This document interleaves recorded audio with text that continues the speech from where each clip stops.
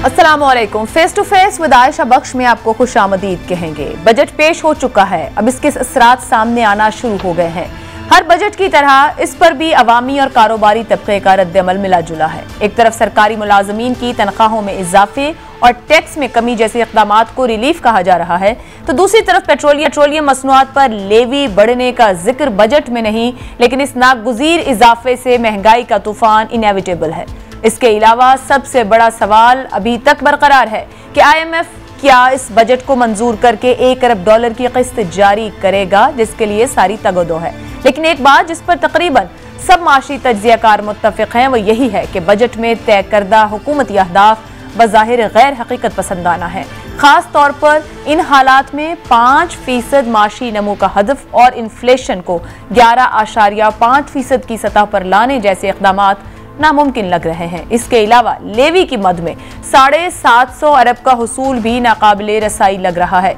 इन अहदाफ और इनको हासिल करने के लिए इक़दामात का जायजा प्रोग्राम में लेंगे, मगर साथ ही सियासत भी अपने रुख बढ़ रही है। आज की एक अहम डेवलपमेंट जो रही मनी लॉन्ड्रिंग केस में फर्द जुर्म, जिसका गुज़िश्ता हुकूमत को इंतजार रहा और अब के वजीर आजम और वजीर आला पंजाब जो हैं, इस केस में स्पेशल सेंट्रल कोर्ट लाहौर की जानिब से उनको आज जमानतें मिल गई हैं। जानने की कोशिश करेंगे क्या ये गुज़िश्ता 2-3 महीनों की एफर्ट्स का नतीजा है या फिर इसके पॉलिटिकल इम्पैक्ट्स भी होंगे। इसके साथ साथ जो दूसरा हम मामला है, हुकूमत इस मुश्किल वक्त में बजट जो मुश्किल कह रही है कि बड़ी मसला बन गया और साबका हुकूमत मसाइल छोड़ गई, लेकिन सीखती शायद कोई हुकूमत भी नहीं है। पॉलिटिकल विक्टिमाइजेशन के मामलात भी साथ साथ जारी हैं कि पंजाब में जो हिज़्ब इख्तिलाफ है, जो उसकी लीडरशिप है, उस पर सियासी मुकदमे साथ साथ बन रहे हैं और अगर कोई एहतजाज किया जाए, आवाज उठेगे, आप इस खातून के ऊपर डॉक्टर यास्मीन राशिद की बात कर लें तो कहते हैं जी वो नाम हमने निकाल दिया है। मतलब ये कैसे केसेस हैं कि आपका दिल करे नाम डल जाए और आपका दिल करे तो नाम निकल जाए।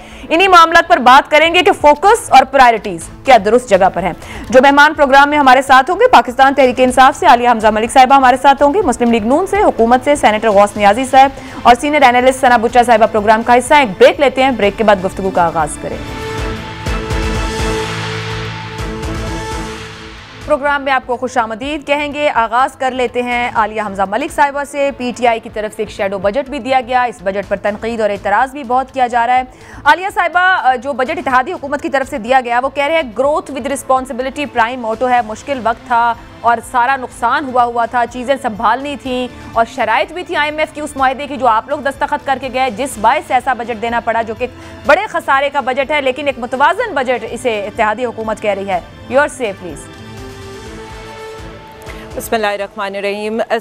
सबसे पहले तो आयशा मैं ये कहूँगी कि आपको इतना अरसा, आपको याद है मैं आपके जिस प्रोग्राम में आती थी मैं आकर कहती थी सारे माशी अशारिये PTI के ठीक है, आपको याद होगा। और PMLN मुझे आकर ये कहती थी नहीं इनके फिगर्स, कभी उन्होंने मेरे फिगर्स को चैलेंज नहीं किया। आज जो इकोनॉमिक सर्वे की रिपोर्ट जो बजट से एक दिन पहले आई है वो सारा कुछ ये बता रही है कि 6% ग्रोथ थी, 2 साल से कंसेक्टिवली हमारी ग्रोथ थी, हमारी एम्प्लॉयमेंट अच्छी हो रही थी, हमारी वो जो इन्फ्लेशन पर तो मैं बाद में आती हूँ, रेमिटेंसेस हाई थे, एक्सपोर्ट्स हाई थी, agriculture sector, IT sector, industrial sector, हर चीज़ पर तो हम परफॉर्म कर रहे थे। उसके अलावा जो इन्होंने इवन पावर जनरेशन, इनकी अपनी डॉक्यूमेंटेशन आज ये कह रही है कि जो एक फिगर मैं आज तक आपके प्रोग्राम में देती थी वो बिल्कुल ठीक था। और सिर्फ यही कह के कि जी महंगाई कर दी इस हुकूमत ने, और तो कोई चार्जशीट नहीं थी ना हमारे अगेंस्ट। तो मैं सिर्फ इतना बताना चाहती हूँ 6% की ग्रोथ वाली हुकूमत तो ख़राब थी, आज 5% की ग्रोथ वाली हुकूमत तो बिल्कुल ठीक है। 8 से 9% की इन्फ्लेशन वाली हुकूमत तो बिल्कुल बेकार हुकूमत थी। आज इनका अपना जो इन्फ्लेशन का ये टारगेट दे रहे हैं 11% है और कल का जो SPI आया है, अब देखें ना हमारी हुकूमत है, ना हम कोई डेटा को फच कर सकते हैं, ना हम कोई और बात कर सकते हैं, वो 24% आया है। और जिस तरह का इन्होंने अभी काम किया है ना, तो आई एम टेलिंग यू कि इस वक्त जो इन्फ्लेशन रेट है वो 25 से 30% पे एक्सीड कर जाएगा। अब आप मुझे बता दें 150 रुपये पेट्रोल देने वाली हुकूमत तो बहुत बेकार हुकूमत थी, 210 रुपये और उसमें भी अभी 750 अरब की ये लेवी लगा रहे हैं, पेट्रोलियम लेवी, जिस पर हम बार बार बता रहे हैं कि 250 से 270 के दरमियान पेट्रोल मिलेगा और डीजल 300 से कम पे नहीं मिलेगा। उसी के बाद 17 रुपये यूनिट देने वाली बिजली प्रोवाइड करने वाली हुकूमत तो बहुत बेकार हुकूमत थी, 25 रुपये और 25 में भी आज मैं बता रही हूँ कि ये जिस तरह का इन्होंने बजट के अंदर चीज़ें रखी हैं, आपका ये जाएगा कोई 30 से 32 रुपए यूनिट के ऊपर। हम गैस की कीमतें हमने नहीं बढ़ाई, ये 45% गैस की कीमतों में इंक्रीज़ करें। इसी तरह 14,000 रुपये हम आवाम को देते थे और उसके अंदर भी हमने कभी किसी को एहसान नहीं जताया था, कोई पॉलिटिकली उसके अंदर इंटरफेरेंस नहीं थी। आज 2,000 रुपया देकर भी एहसान करें। हमारे सामने अगर इतने जबरदस्त माशी आशारिये थे तो वो मिनी बजट जो दिसंबर में आया था, फिर IMF के मुआहदे, फिर वो तमाम मामलात, आखिर वजह क्या बन गई? क्या इतनी, अगर सब कुछ बहुत बेहतरीन था, ग्रोथ 6% पे थी, सब कुछ बेहतरीन था, तो फिर ये बना क्या आपके साथ? जाने की वजह क्या बन गई? आयशा में यही तो सवाल है मेरा। क्या अच्छा, आप लोगों को भी नहीं पता क्या हुआ? याद क्या हमें तो नहीं, मैं बिल्कुल आपको बता देती हूँ वजह क्या है। मैं तो बिल्कुल आपको बताने को तैयार हूँ। मसला ये नहीं था। अब तो देखिए आप, वो इकोनॉमी के फिगर्स मेरे तो नहीं है, अब तो इकोनॉमिक सर्वे के फिगर्स हैं, और वो फिगर्स हमारी जो फिगर्स जब हम इनको देते थे और हम ये कहते थे आप इन फिगर्स पर हमें चैलेंज करें, आज ये उन फिगर्स को खुद पेश करें। पहले हमारी ग्रोथ के फिगर को इनके वजीर आजम के अंडर कमेटी ने रेक्टिफाई किया, परसों इन्होंने इक्तसादी सर्वे पब्लिश करके उसको रेक्टिफाई किया, और जब कल ये बजट की तकरीर करते रहे तो सारा वक्त यही सुनाते रहे, मईशत तबाह कर दी, मईशत तबाह कर दी। मतलब इस ढिठाई से भी कोई झूठ बोल सकता है? फिर ये कह रहे हैं, इन्होंने कहा जी किसान के ऊपर आप फर्टिलाइजर जो मेन जिससे उगनी है, काश्तकारी होनी है, आप उसके ऊपर 2 से 10% का आप आकर टैक्स लगा रहे हैं, उस जिससे खाद बननी है उस गैस पे आप जो पॉइंट्स रख रही हैं, आप ये कहानियां सुना रहे हैं, वो तो आपके वक्त में भी किसान एतराज करता रहा। मुसल्लत करदा लोग थे, देखें ये मुसल्लत करदा लोग थे, और अवाम इनसे यही पूछना चाहती है, ना आपकी तजर्बाकारी थी, ना अहल, आप हद दर्जे के थे। महंगाई को आप आज मुश्किल फैसले कह रहे हैं, तो आप ये बता दें हमें क्यों निकाला था? हमें क्यों निकाला था? सेनेटर गौस नियाजी साहब गैर हकीकत मंदाना फिगर सामने रखे हैं। 5% ग्रोथ रख रहे हैं, माशी तजियाकार कह रहे हैं 4%, 4.5 तक भी आ जाए, 5 कैसे करेंगे? इन्फ्लेशन 11.1 रख रहे हैं, इस वक्त डबल फिगर 23% से ऊपर जा रही है। आलिया कह रही है कि जो उनके फिगर्स थे वो सब बिल्कुल ठीक आप लोग जो इस वक्त बता रहे हैं, और वो माशी आशारिया जबरदस्त थे, तो फिर इनको क्यों निकाला आपने? महंगाई एक आपके पास थी, उनसे ज्यादा महंगाई तो आप ले आए हैं, और अभी आनी है। जुलाई के बिल जब लोगों के हाथ आएंगे तो हो सकता है लोग आपके दरवाजों के बाहर हों। हाँ जी, बिस्मिल्लाहिर्रहमानिर्रहीम। मैम आयशा, बात यह है कि तकरीरें की सुन लो, इनके झूठे फिगर सुन लो, उस पर तो लोग मुतमईन नहीं होते ना। हम जब इक़्तिदार के लिए आए और जब हमने तमीरात की एक मोशन मूव की, तो उस वक्त लोग सड़कों पे थे, महंगाई से लोग दुहाइयां दे रहे थे। सेनेटर साहब, इनके फिगर्स ना माने, इकोनॉमिक सर्वे तो आपने दिया है, उसमें तो आप नंबर्स बता रहे हैं। अभी जो बिल आएंगे, जो आप 60 रुपए के बाद 20 रुपए और पेट्रोल पे लगाएंगे, जो आपने बेसिक यूनिट के ऊपर 8 रुपए बढ़ाए हैं, जो गैस में बढ़ाए हैं, वो तो आपने दिए हैं, वो तो लोगों ने आपसे पूछना है। देखो, जो पेट्रोल की कीमत है या फ्यूल की जो कीमत है आलमी मार्केट में, ये जब इनकदार था, इन्होंने एक सब्सिडी दी, उस पे ऑयल पे दी थी, ठीक है, मान लेते हैं सब्सिडी ने कहा ये फंडेड है, क्योंकि झूठ बोला फंडेड नहीं थी, ऐसे दे रहे थे। फिर इन्होंने IMF जी सेनेटर साहब, सेनेटर गौस साहब का सिग्नल ड्रॉप हुआ है। सना बुच्चा साहिबा हमारे साथ मौजूद है। माशी आशारिये तो हर हुकूमत कहती है हम जबरदस्त करके गए हैं, और जो माजी की हुकूमत थी उनकी जानिब से दुरुस्त। जी न्याय साहब, आपको आवाज आ रही है? जी मुकम्मल। मैं कह रहा था कि जी एक चीज को ये लेके बैठ जाते हैं, इसमें कहते हैं कि जी हमारा ग्रोथ रेट 6% था। अब ये एक चीज, कुछ चीजें होती है सस्टेनेबल। इसमें आप देखिए कि करंट अकाउंट डेफिसिट कहाँ था, जहां उनका पहुंचा हुआ था, क्या वो बजट के हिसाब से ठीक था? नहीं था। तो ये एक चीज को लेके ये बैठ जाता है कि हमारा ग्रोथ रेट इतना बढ़ गया, आपने करंट अकाउंट डेफिसिट जितना हम छोड़ गए थे उससे भी ज्यादा लिया, और फिर कोई प्रोग्रेस भी नहीं दिखाई ना। कोई आप मेगा प्रोजेक्ट दिखाएं कि फलां मेगा प्रोजेक्ट हम मुल्क के लिए गया। क्या आपने जो पावर का आजकल जो बहरान है पाकिस्तान में, इन्होंने कोई अपने 4 साल दौर में कोई प्लान लगाया?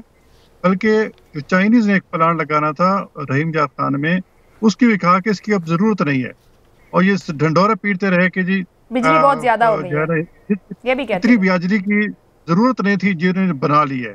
अब लोड शेडिंग हुई है, तब इनको पता चला है ये डिमांड अब भी 27-28 मेगावाट है, और उसके बावजूद तमाम क्राइसिस के बावजूद 22,000-23,000 तक हम पहुंचे हुए हैं। और इंशाल्लाह इसमें वक्त के साथ एक मौसम सख्त है, बेहतरी आएगी इसमें। और अब जो इन्फ्लेशन की जहाँ तक बात है, इंशाल्लाह जो हमने चैलेंज कबूल किया इंशाल्लाह हम उसको पूरा करेंगे। जो इन्फ्लेशन है जो हमारे 13 से 18 में थी 5% तक थी, हम आपने उसको इन्हें सिर्फ महंगाई की वजह से निकाला है और महंगाई आपके अपने कंट्रोल में नहीं है, एम आई राइट? नहीं, देखे महंगाई एक है कि इंटरनेशनल पे प्राइस जो बढ़ी है उसकी वजह से, दूसरा जो है ना गवर्नेंस इंशाल्लाह जब अच्छी होगी तो आधी महंगाई वैसे कम होगी।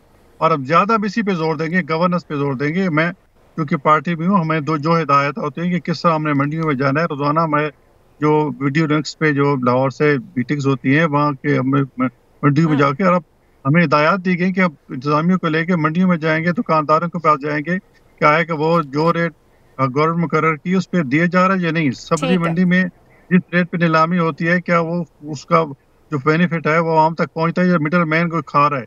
तो ये आधी जो महंगाई है वो गवर्नेंस से, इंशाल्लाह गवर्नेंस को इम्प्रूव करेंगे। और बाकी जो तेल की कीमतें हैं वो इंटरनेशनल लेवल पे बढ़ी हैं, हमें मजबूरन बढ़ी हैं। फिर ये लोग बहुत पर जो आखिर जुर्म किया, जब इनको पता चला कि हमारी हुकूमत जा रही है, तो जो IMF से मुआहदा किया था कि हम हर जो है 15 दिन बाद 10 रुपए रेट बढ़ाएंगे, अब उन्होंने बजाय कम बढ़ाने के कम कर दिया, यानी कि हमारे लिए मसाइल खड़े करके। वो जाते जाते आप भी आखिरी दिनों में मसाइल खड़े करके गए, बात करेंगे। ये हुकूमतों की मेरा ख्याल से आदत है, जाते हुए मसाइल खड़े करके। जैसे सना बुच्चा साहिबा सियासी अशारियों की बात कर रहे हैं, कोई भी जिम्मेदारी नहीं लेता कि उसके दौर में खराब किया हुआ मैं करके ये जरूर बताया जाता है कि हमने अच्छा क्या कर दिया। सवाल आपसे ये है कि इत्तेहादी हुकूमत का जो बजट आया है वो कहती है मुतवाजन है, क्या हुकूमत को तवाजुन मिल जाएगा इस बजट? पॉलिटिकल कॉस्ट आएगी क्योंकि महंगाई का जो नंबर है वो किसी के कंट्रोल में नहीं है। देखिए Ayesha, thank you very much. सीधी सी बात यह है कि आलिया पूछ रही थी कि हमें क्यों निकाला, तो इनका सवाल बड़ा रेलेवेंट है। और ये सवाल का अगर हमें जवाब मिल जाए तो आई थिंक पाकिस्तान की जो आधे मसले हैं वो ख़त्म हो जाएंगे। अगर तो वाकई अवाम मैंडेट देती है हुकूमतों को और हुकूमतें अवामी मैंडेट पर आती हैं, तो मुझे तो ये समझ नहीं आती कि कौन ज़्यादा बेचारा है, पाकिस्तान तहरीक इंसाफ ज़्यादा बेचारी है या इस वक्त जो मखलूत हुकूमत है वो बेचारी है। पहले उनके किस्मत और विरसे में इतने नुकसानात, इतनी करप्शन, तो फलाना ते कर्जे ते खसारे ते फला, ये सब उनका इमरान खान साहब रोना रोते रहे, पिटते रहे। उसके बाद आज ये आके पिट रहे हैं। मसला सिर्फ ये है कि क्या हमने इनको इनविटेशन कार्ड भेजा था नवाज शरीफ साहब को, शहबाज शरीफ साहब को, जरदारी साहब को, आओ हमें बचाओ, आओ हमें रिलीफ पहुंचाओ? ये तो खुद कहते थे, जब इनका दिल चाहता था ये रिलीफ की बातें करते थे, जब इनका दिल चाहता था जाके बिल मंजूर कर देते थे, जब दिल चाहता था कहते थे फोन कॉल्स आ गई हैं, जब दिल चाहता था कहते हैं हम खुद कर रहे हैं, जब दिल चाहता था कहते हैं इदारे न्यूट्रल नहीं है, फिर जब दिल चाहा इदारे भी न्यूट्रल हो गए। तो हमने तो उस वक्त भी यही कहा था आयशा, आप जैसे लोग, हम जैसे लोग उस वक्त भी यही बात कर रहे थे कि इस हुकूमत को अपनी मुद्दत पूरी करने दीजिए। तो वो हुकूमत को मुद्दत पूरी करने दे देनी चाहिए थी, तो आके ये कम से कम ये एक और बहस का आगाज ना होता। अब जो पीछे से ये सारी डोरें हिलाते हैं, जो साफ छुपते भी नहीं, सामने आते भी नहीं, अगर वो ये तमाम तर फैसले कर रहे हैं तो फिर मईशत भी वो चला लें, ताकि कम से कम ये इस ढिंडोरे को खत्म किया जाए कि एक्चुअली में मईशत किसके हाथ में है। एक्चुअली मईशत आपकी सियासी इस्तेहकाम से आती है, मईशत में बेहतरी आपकी सियासी इस्तेहकाम से आती है। इस मुल्क में सियासी इस्तेहकाम नाम का है, मतलब आपको पता है कि कल सुबह क्या होगा, रात तक आपको ये, मतलब आपको शुरू में पता चल रहा था कि इंडिकेटर्स बड़े पॉजिटिव हो गए, आपको याद होगा पॉजिटिव सेंटिमेंट फिर हमने देखी ना, क्योंकि हमने सिर्फ ये सेंटिमेंट देखी कि निकल आओ, पार्लियामेंट ना मंजूर और ये, और इमरान खान साहब भी।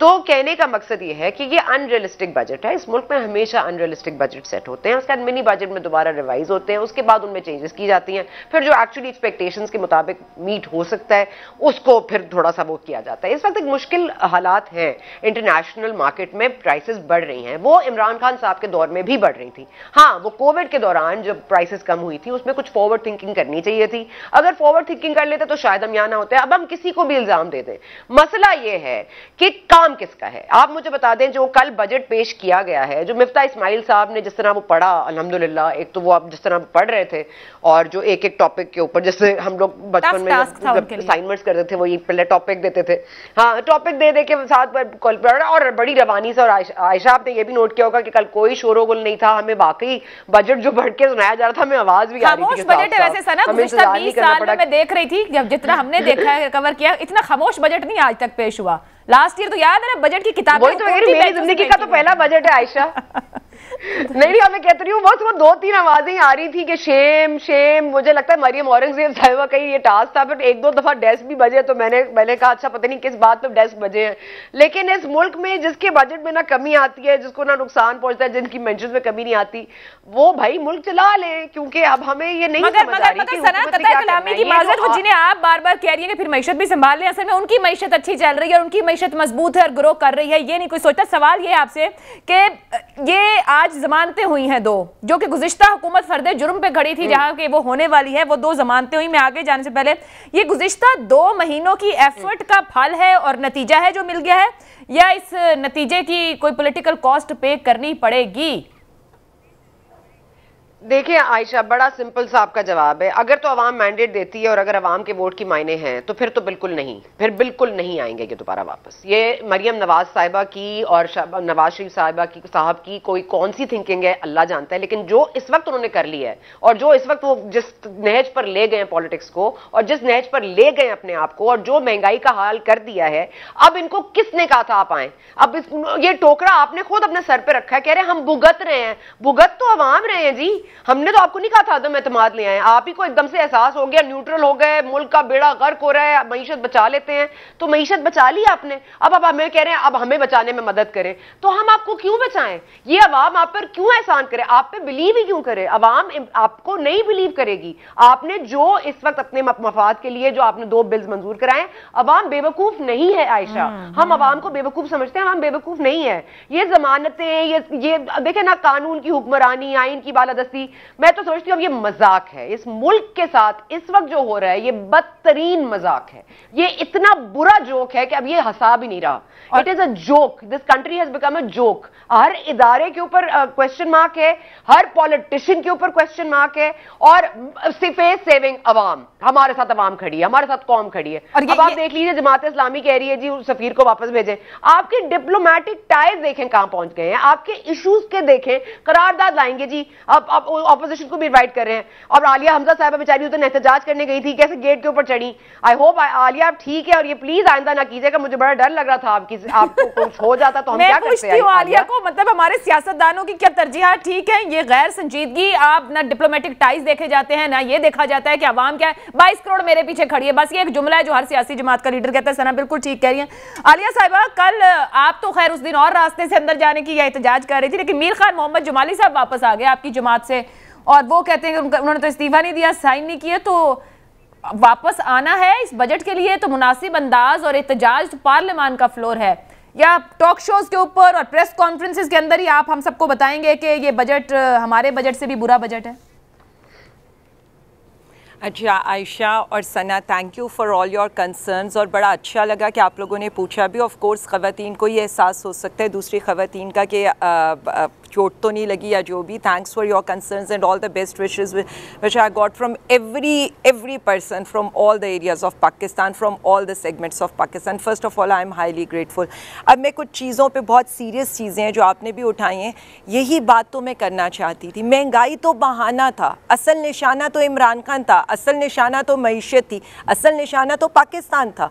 और ये आए किस लिए थे? ये कोई इस मईशत को ठीक करने आए थे? अगर मईशत को ठीक ही करना था, मैं ज़रा, मेरे भाई ये कह रहे थे कि जी फिगर्स ये मेरे फिगर्स हैं, और आज मैं कैटेगोरिकली अवाम के सामने 2018 जीडीपी साइज 314 बिलियन US$, आज जीडीपी साइज जो अब इनके, और ये फिगर्स आलिया हमजा के नहीं है, इकोनॉमिक सर्वे के हैं, वो है जी 383 बिलियन US$। रेमिटेंसेज ये $19 बिलियन के छोड़ के गए थे, आज हम $31 बिलियन के छोड़ के गए। और माशाल्लाह से कल जो आ रहा है रोशन डिजिटल पाकिस्तान के जो उसके अंदर जो डॉलर्स हैं वो तेज़ी से गिरना शुरू हो गए। एक्सपोर्ट ये $24 बिलियन की छोड़ के गए थे, और आज हम $31 बिलियन पर खड़े हैं। जीडीपी पर कैपिटा जीडीपी 1768 का था, और आज जो पर कैपिटा जीडीपी है that is $1798 US$। Current account deficit ये मुझे याद करा रहे थे कि जी खसारा बराबर का था, $19 बिलियन का इनका आ रहा था, इतनी सारी कोविड की सिचुएशन, हाई पेट्रोल प्राइसेस के बावजूद $13 बिलियन का है, और जो लास्ट ईयर $1.5 बिलियन का था। इसी तरह वीट की प्रोडक्शन इनकी 25 मिलियन मीट्रिक टन थी, हमारी 27 है। राइस की 7.4 थी और हमारी 9.3 है। यानी और जो ये बात कर रहे थे इलेक्ट्रिसिटी जनरेशन में, इतनी इंटरेस्टिंग बात है, हर कोई आकर ये कहता है बिजली नहीं प्रोड्यूस की, बिजली 8000 मेगावाट इनके अपने इकोनॉमिक सर्वे के अंदर लिखा है कि ये इंस्टॉल करके गए, और आज 41,000 मेगावाट हो गए। ये मैं इनको पेज नंबर बता दूं, 41,000 मेगावाट कहां प्रोड्यूस हो रहा है, ये तो पहले मुझे बता दें। 41,000, अभी तो मैं आज फिगर पढ़ रही थी कि 7,000 मेगावाट का बताने लगी हूं, सुन तो देखें जी, शॉर्टफॉल तो इनकी नालायकी की वजह से है। 3.5 साल आपने कभी देखा था? ना, मगर मिफ्ता साहब ने साथ ये भी कहा कि हम सब कुछ भी लगा दें तो भी 21-22 मेगावाट से ज्यादा बिजली प्रोड्यूस नहीं कर सकता सिस्टम, अगर हम तमाम फैसिलिटेशन कर दें। एक सेकंड मैं बात कंप्लीट कर लूं। मैं आपको बता रही हूँ, असल में हम जो मिक्स लेकर चल रहे थे और जो हम डैम्स की तरफ जा रहे थे, और ये IPPs के महंगे सौदों से लेकर पहली दफा जो हम ये कहते थे, और जैसे LNG के ऊपर हमारा आया था, जो आज LNG का फायदा इनको ही हो रहा है जो लॉन्ग टर्म कॉन्ट्रैक्ट्स करके जाए। इनसे पूछे ना, जो इंपोर्टेड कोल है उसको कितनी कैपेसिटी पर चला रहे हैं? 25% ऑफ द कैपेसिटी ये चला रहे हैं। इनको पता है डीजल इनके पास है नहीं। इंपोर्टेड कोल की इस वक्त प्राइस क्या जा रही है? ये जो ये कह रहे थे ना 1 घंटे की लोड शेडिंग करूंगा, डॉलर बचाऊंगा, ये इस तरह कर रहे हैं। ये इनकी नाहिली ना लायकी है, ये यही बात करते रहे। ये जो इकोनॉमिक सर्वे है ना, मैं ये कह रही हूँ कि एक एक चीज इनकी अपनी स्टेटमेंट्स को कॉन्ट्रडिक्ट कर रही है। उनके पेजेस को पढ़े और फिर अवाम को। और जो मिफ्ता इस्माइल साहब, मैं सही आपको बता दूं, उनको खुद नहीं कल पता था कि वो पढ़ क्या रहे थे। उनको खुद ही नहीं पता था। एक दफा वो कह रहे थे जी हम जो टैक्स कलेक्ट करेंगे ना, हम मेजर टैक्स कलेक्शन जो होगी वो हम डायरेक्ट नहीं करेंगे, जबकि 67% आप डायरेक्ट उसमें करें। फिर वो कह रहे हैं हम किसानों को रिलीफ दे रहे हैं। यहाँ पर वो किसानों का क्या हाल करें? 200 यूनिट वाले को वो सोलर दे रहे हैं आसान किस्तों के ऊपर, यानी वो सूद देगा। 200 यूनिट वाला सूद के ऊपर सोलर लेगा। ये किसको आकर बेवकूफ़ बना रहे हैं? आपको पूछना चाहिए। ऑस्टेरिटी मेजर्स की आप कहानियां सुना रहे हैं। आपने 150% जो आपके 17 ग्रेड से ऊपर के लोग हैं उनके आपने फ्यूल एक्सपेंडिचर्स के अंदर और बाकी जो उनके व्हीकल एक्सपेंडिचर्स हैं उसको क्यों इंक्रीज किया है? चलिए पूछूं मैं सेनेटर साहब से जरा, किसको बेवकूफ बना रहे हैं? 21 करोड़ का इंक्रीज किया है। लास्ट चीज और जो सबसे इंपॉर्टेंट चीज है, कैबिनेट डिवीजन के अंदर क्यों 70 अरब रखे गए ताकि ये हमारे लोटों को खरीद सके, ताकि ये अपने एमएलए लोटे भी आपके नहीं थे। आलिया साहिबा कम से कम ये करेक्शन कर रहे हैं। यही तो प्रॉब्लम है सियासी जमातों का। वो जो लोटे थे वो आपके भी नहीं थे। ये कम से कम इतना ठीक कर ले, कल को फिर मसला होगा। अगर आ जाएंगे तो फिर लोटे नहीं रहेंगे। एक सेकंड, हमारे हो ना हो आयशा, वो हमारे वोट लेकर आए थे। हमारे जितने भी थे ना, नहीं देखे मेरी बात, ये एक अलग डिस्कशन हो जाएगी। आपको भी पता है उस वक्त वो कैसे आ रहे थे और कैसे लाए जा रहे थे। होगी देखिए आलिया साहिबा, कोर्स करेक्शन ठीक करने के लिए बेस ठीक करनी पड़ती है। अब तो सारी मिथ खत्म हो गई है ना। अब तो एस्टेब्लिशमेंट की हमारी, आपने जवाब नहीं दिया जमाली साहब को। मैं आती हूं सेनेटर साहब को शामिल करने दें। साकियां लेकर जा रहे थे सेनेटर साहब। वो कह रही हैं, और ये हमने पहले भी चलाया, पीटीआई के लोग बार बार आप किससे बेवकूफ बना रहे हैं, कौन से ऑस्टेरिटी मेजर्स और किस तरीके से आप चीजों को लेके जाएंगे। वही बात दोबारा कि आपके जो फिगर्स हैं जो सामने रखे जा रहे हैं अचीवेबल ही नहीं है। अब आप इसके बाद फिर मिनी बजट लाएंगे, लेवीज होंगी, टैक्सेस होंगे, तो सर फिर जो इसकी पॉलिटिकल कॉस्ट होगी ये आप हमें बार बार माहाना बुनियाद पे बजट देंगे? क्योंकि अभी आपने इस बजट में बिजली, गैस और पेट्रोलियम जो है वो कहीं नजर नहीं आया। उसके असरात अलहदा से दिखेंगे अवाम को।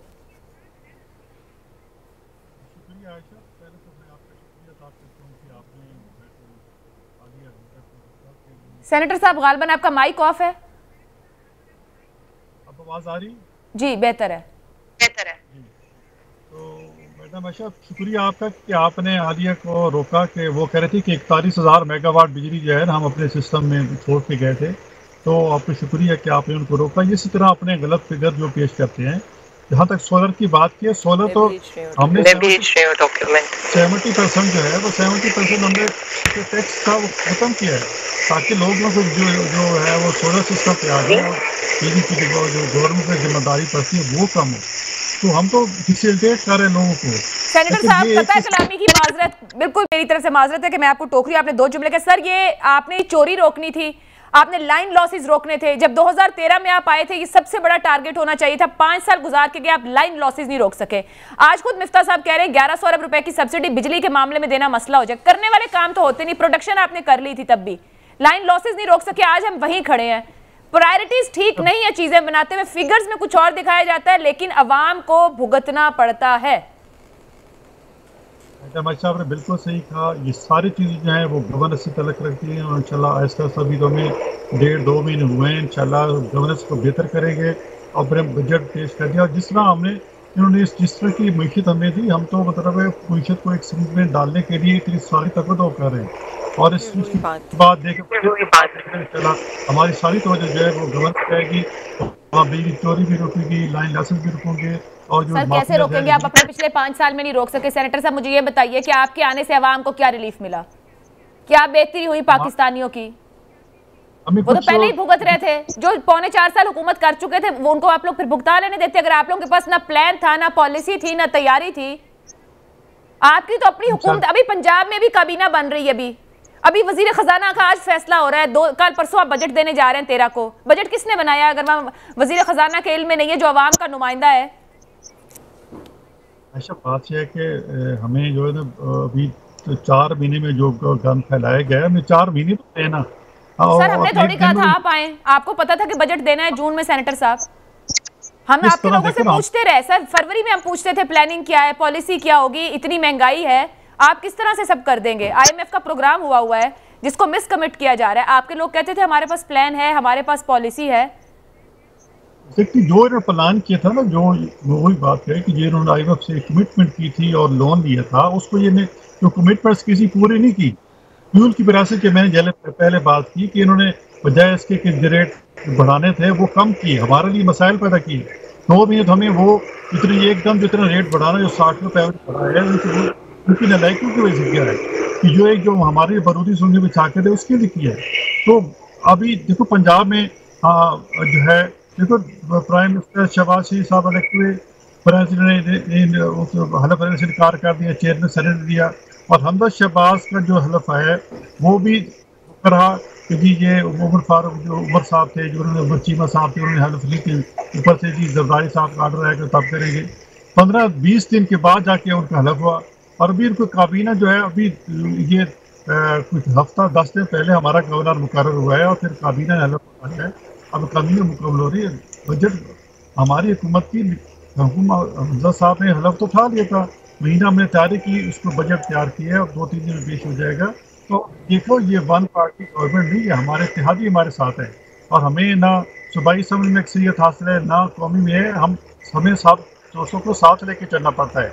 उनकी जो है वो जो उनकी कमिटमेंट, उनकी ख्वाहिशात को आगे रखना पड़ता है। हमने नहीं चल रहे।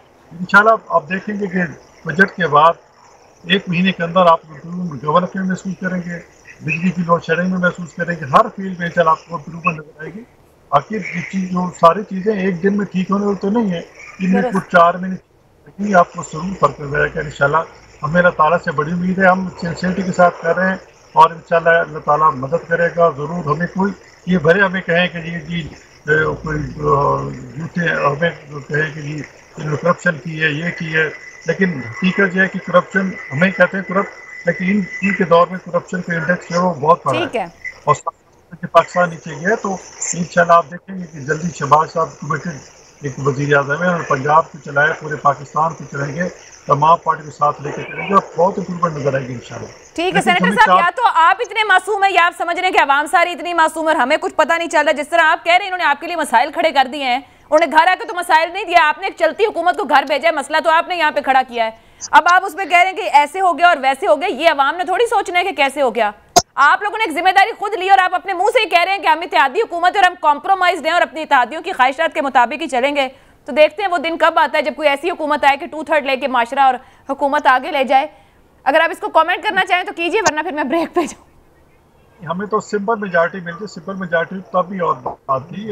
अब देखें ना, हमने तो चैलेंज कबूल किया कि अवाम हमारे से नाराज हो रहे थे, हुकूमत से तो नाराज थे, इसी हमसे भी हमें भी गाली दे रहे थे कि आप चुप यार बैठे क्या कर रहे हैं। तो हम आगे आए और फिर आगे करते में नवाब पेशी, फिर अदब नमाज में जो इन्होंने एक खत का ड्रामा रचाया देखो ना, हाथ का ड्रामा रह जाए। आज शेख रशीद क्या कह रहे हैं कि हमें 4 महीने पता था हमारी गवर्नमेंट जा रही है, और अब ये 9-8 मार्च के खाते लेके फिरते हैं कि ये हमारे खिलाफ साजिश हो गई।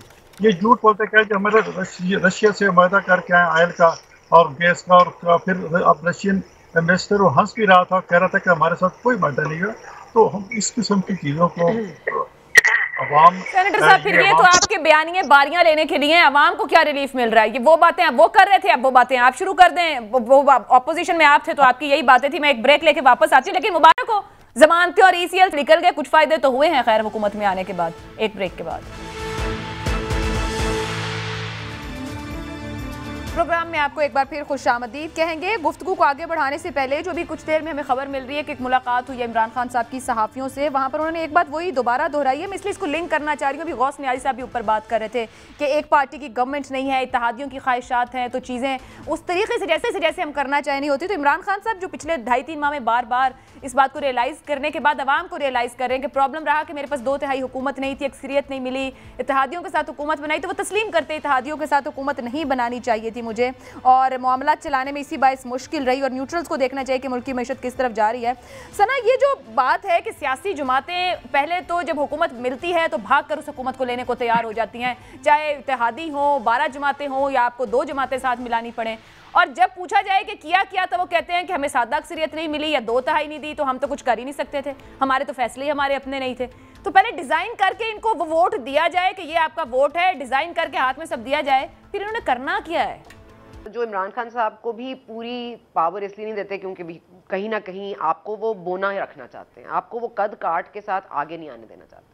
वो आपको चाहते हैं कि आप उनके घुटनों तक आएं, लेकिन आप उनके मुंह तक और उनकी आंखों में आंखें डाल के बात करना ना सीखें। तो वही हो रहा है, जब कभी किसी के मांगे तांगे की सियासत होती है, कभी इत्तेहादियों का वोट उनके पास होते हैं, कभी इत्तेहादी, हमें नहीं पता इत्तेहादी जमातें उनके साथ क्यों थी जो इमरान खान साहब के साथ थी, क्या हमें नहीं पता कि ये कितना बड़ा सरप्राइज था कि अब देखें ना, परवेज इलाही साहब और चौधरी शुजात में भी एक ड्रिफ्ट आ गई है। क्या हमने कभी सोचा था कि ये भी होगा इस मुल्क में? लेकिन वैसे खान साहब को मैं एक चीज जरूर कहूंगी, और मैं ये उनके क्रेडिट पे जाती है, उन्होंने आज आकर कहीं ना कहीं जो गुफ्तगू वो करते हैं उसमें कहीं ना कहीं जो सादिक और अमीन का सर्टिफिकेट था ना, सादिक होने का यानी कि सच्चा होने का, वो जरूर उन्होंने कहीं कहीं अचीव कर लेते हैं। यकीन सा आने लग गया कि हाँ शायद यह इंसान सच बोलने की ताकत रखता है, सादिक हो सकता है, बिकॉज वो जब गुफ्तगू कर रहे हैं वो बिल्कुल सच कर रहे हैं। मतलब किसी को बुरा कहना या वो उसको मैं इनकरेज नहीं करती, लेकिन जो एक्चुअली फैक्चुअल है मामला कि पावर किसके पास है वो सही बता रहे हैं कहाँ है। उनको पता है इलेक्शन डेट किससे मांगनी है, उनको पता है लॉन्ग मार्च कब करनी है कब नहीं करनी है, उनको पता है वो पेशावर में सेफ है, उनको पता है। तो देखिए, जब आप मुल्क को इस तरह से चलाते हैं फिर आप पूरी रिस्पॉन्सिबिलिटी लेते हैं। अगर आप इस मुल्क के करता धरता हैं तो फिर इस मईशत के बेड़ा गर्क का भी करता धरता है, आप इस मुल्क में अदम इस्तेहकाम के भी करता धरता है, फिर पूरी अथॉरिटी के साथ पूरी रिस्पॉन्सिबिलिटी भी ले लीजिए। और अगर आप चाहते हैं कि हुकूमतें चलें और हुकूमतें मईशत संभालें तो हुकूमतों को मईशत संभालने दें। आप वो भी नहीं करना चाहते, ये भी नहीं करना चाहता। क्या हमें नहीं पता यहाँ पे मुआशी जो वज़रा बनते हैं वो किसकी एमा पर आते हैं? शौकत तरीन साहब कहाँ से आए थे? ये इनका मतलब कि एक शौकत अजीज साहब कहाँ से आए थे? कहने का मकसद ये है कि जब तक आप इस मुल्क को इस तरह समझेंगे कि हमें बेहतर पता है, तो बेहतर पता है तो फिर कीजिए ना, इस पूरे फसाद को खत्म कीजिए। लेकिन सर आप जो बात कह रही हैं, इमरान खान साहब भी पूरी बात नहीं कर रहे हैं, वो भी वो बात कर रहे हैं जो इस वक्त उनको सूट कर रही है, वो बात नहीं कर रहे जो पिछले 5-7 साल में हो रही थी। सादिक होने की रमक है, अभी पूरे सादिक हुए नहीं है, अभी रमक बाकी है। ये भी खतरनाक है, आधा सच भी खतरनाक हो जाता है। एक और बात जो उन्होंने कही है, आधा सच पूरे झूठ से भी एक और बात जो उन्होंने कही है कि बजट के बाद लगता है कि हुकूमत 1.5 महीना 1 महीना कुछ ऐसी गुफ्तगू हम भी सुन रहे हैं, तो क्या वो बजट दो, जमानत लो, मर्जी की कुछ कानून साजी करो? आपको लगता है अगले 2-4 माह में, मतलब इसी अक्टूबर नवंबर, अब ये इलेक्शन की तरफ जाने वाला रास्ता खुलना शुरू हो गया है?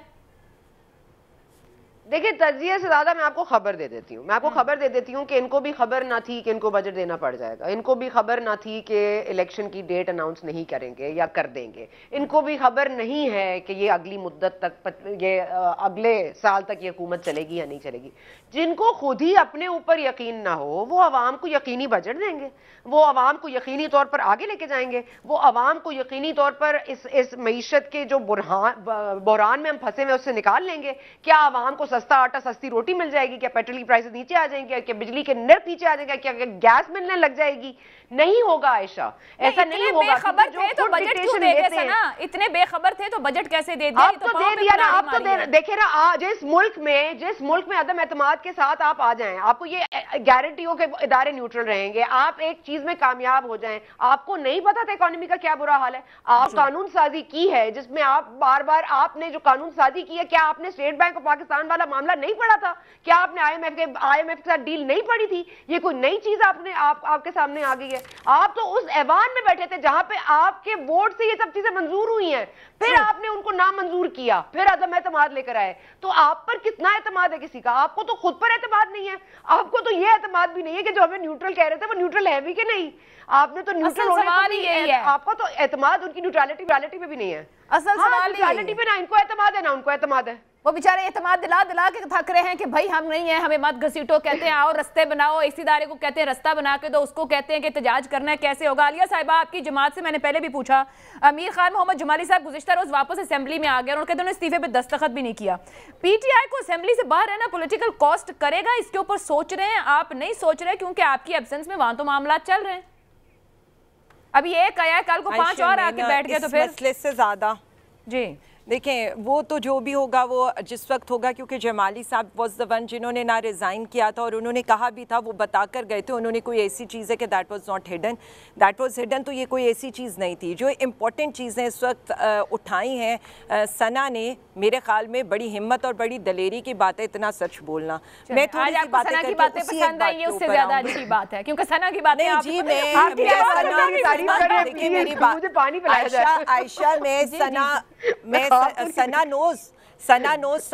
सना से आप ये पूछ सकती हैं, मैं ड्यू हमेशा अप्रिसिएशन करती हूँ। I am not the one कि मैं बहुत ज़्यादा क्रिटिकल होती हूँ चीज़ों के ऊपर, मैं सिर्फ फैक्चुअल होना चाहती हूँ। देखें, बात सिर्फ इतनी है, आईएमएफ से कमिटमेंट हमने नहीं पूरी की, हमने तो आईएमएफ के आगे पाकिस्तान को बेच दिया था, तो अभी हमें कैसे कह सकते हैं कि हमने आईएमएफ के साथ कमिटमेंट नहीं पूरी की?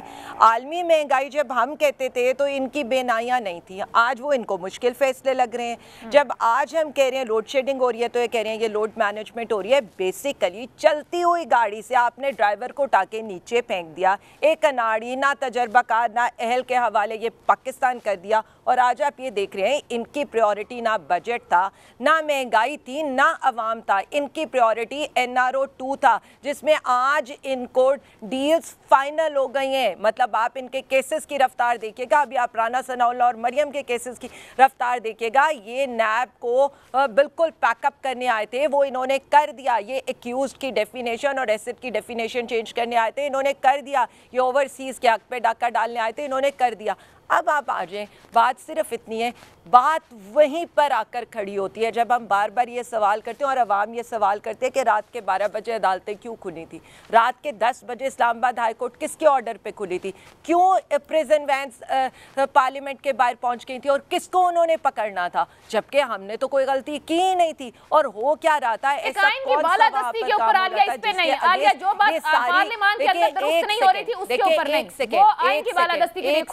देखिए जी, अभी तो आइन शिकनी हुई ही नहीं थी, आइन शिकनी होने से पहले आप ये ज़ूम कर लें। और यहाँ पर एक सेकेंड आयशा, और यहाँ पर आइन शिकनी ये हो जाए कि एक गैर आइनी पंजाब के ऊपर आप वजीर आला मुसल्लत कर दें। एक सीट के ऊपर इस वक्त ये हुकूमत खड़ी हुई है, एक सीट के ऊपर, आज गई तो कल गई। और जिस पार्लियामान की तौकीर की आप बात करेंगे, उस पार्लियामान की तौकीर क्या हो सकती है जिसमें एक लोटे को, खाली कुर्सी कोई ऑपोजिशन लीडर का दर्जा दे देते ना, वो बेहतर था। आपने एक मुनरिफ अरकान में से एक लोटे को जो ऑन एयर आकर कह रहे कि मैं अगला नून लीग से टिकट दूंगा, आप उससे नैब का चेयरमैन डिस्कस करें, आप उससे यही तो कह रही हूं, आपने अपनी जगह खुद छोड़ी है। देखिए नहीं आयशा, अगर एक दो सीट पे खड़े हैं तो वो दो लोग आपकी तरफ भी हो सकते हैं। बताना चाहते थे लास्ट चीज, अवाम के मैंडेट के ऊपर वफाक में डाका पड़ा था, जहां पर अवाम के मैंडेट के ऊपर डाका पड़ाओ, वहाँ हम उस पार्लियामेंट में कैसे जाकर बैठते। हमारा सिर्फ इतना था कि आप फ्रेश इलेक्शन कराएं, अवाम की बैकिंग लेकर आए, अवाम आकर करे। और ये जो सख्त फैसले तभी हो सकते हैं जब अवाम आपके साथ खड़ी हो। ये फैसले इस तरह कभी नहीं हो सकते, नहीं तो हमेशा ये होगा कि न्यूट्रल्स आपके फैसले करेंगे, न्यूट्रल्स आपके वजीर आला का भी फैसला करेंगे। सीखना है जो पार्लियामेंट में 350 बैठे हैं कि आपने अपना फैसला खुद करना है या आपका फैसला किसी और ने करना है। मेरी एक बात सुनो, हमें उसी की तो सजा मिली है, कोई भी चीजें ठीक करने को तैयार नहीं है। तो सजा मिली है, ये आपको भी पता है, ये हमें भी पता है। हमें किस चीज की सजा मिली है? नून लीग को भी पता है, मगर इस बेनिफिशियरी है इसलिए वो एक्सेप्ट नहीं करेंगे। जी सेनेटर साहब, इस वक्त के मैंडेट से वो कह रहे नहीं आ पाए, इसीलिए जाएंगे। सेनेटर साहब आलिया को रिस्पॉन्ड कीजिए प्लीज। हमने आइन को तोड़ा तो नहीं था, तोड़ने वाले थे। अब देखें एक दफा थोड़ा डिप्टी स्पीकर साहब ने जो रूलिंग दी वो उसको आइन किसको बोलते हैं? ये आइन किसको बोलते हैं? इनको आइन की डेफिनेशन पढ़ा दें। आलिया साहब सुन लेते हैं सेनेटर साहब को। जी सेनेटर, हाथ पे डाका मार के आ जाए, डकैती कर लें और कहें आइन पढ़ लें। वाह आलिया, पूरा सच बहुत तल्ख है, शायद कोई भी ना कहे, ये हकीकत हम सबको पता है। जी प्लीज सेनेटर साहब। फिर जब सुप्रीम कोर्ट ने एक ऑर्डर पास किया कि दोबारा जो है इसकी कोर्टें कराई जाए, फलां दिन भी मुकर्रर किया, तो ये सुबह रात दिन से लेकर रात 11:30 बजे तक, 11:45 बजे तक जो सुप्रीम कोर्ट ने हुक्म दिया था उसकी वायलेशन कर रहे थे। ये आइन की आर्टिकल 6 पे लगना जा रहा था। वो तो सुप्रीम कोर्ट के डर की वजह से सुप्रीम कोर्ट से भी नहीं डरे, हाई कोर्ट से भी डरे। सवाल पूछ लें इनसे, उससे डरे और फिर फौरन जो है वो उनका स्पीकर रिजाइन दे के जी या सादिक साहब को स्पीकर मुकर्रर कर दिया, उसे फिर जाके ये वोटिंग करे। इस तरह थे। ये तो कहते थे कि जी जब मुझे अवाम के चंद लोग सड़क पे आ जाएंगे, मुझे कहेंगे कि गो इमरान को तो मैं चला जाऊंगा, या पार्लियामेंट में कहेंगे कि गो इमरान को तो मैं चला जाऊंगा। लेकिन जिस तरह ये इक़्तिदार से स्टिक होके थे और जिस बेदर्दी से वो जो है निकाला गया, जिस तरह मतलब ये आइन का इन्होंने मजाक उड़ाया और अपने ये इक़्तिदार बचाने के लिए आइन को भी पूछे 85 सीट्स वाले आज 155 सीट्स वालों को आइन की कहानी सुना रहे हैं और ये बता रहे हैं कि जमातों ने इकट्ठे हो गया ना। सेनेटर साहब, इमरान खान साहब दोबारा लॉन्ग मार्च कह रहे हैं कि जैसे ही मुझे इजाजत मिली अदालत की तरफ से वो क्या हुआ कि आप महफूज अंदाज में एक लॉन्ग मार्च कर सकते हैं, वो दोबारा आ रहे हैं भरपूर अंदाज में। आप फेस करने को तैयार हैं? उनको जगह देंगे इस्लामाबाद में एहतजाज करने को? सुप्रीम कोर्ट का होगा, मुझको केस करिए, लेकिन पहले भी सुप्रीम कोर्ट ने रिपोर्ट्स मंगवाई हैं मुख्तलिफ से। क्या जो सुप्रीम कोर्ट ने ऑर्डर पास किया उसको देख उन्होंने किया है, इन्होंने वायलेशन किया है। जहाँ सुप्रीम कोर्ट ने कहा था आपने वहाँ गए, जहाँ जाना था भाई G9 में या H9 में गए, वहाँ ये नहीं गए, ये सड़क पे रहे, तो ये इन्होंने बिल्कुल वायलेशन किया। अब देखो सुप्रीम कोर्ट जो हमें ऑर्डर करेगी हम। मेरे पास प्रोग्राम का वक्त खत्म हो रहा है, बहुत माजरत चाहूँ मेहमानों का, बहुत शुक्रिया, इजाजत दीजिए, अल्लाह हाफिज।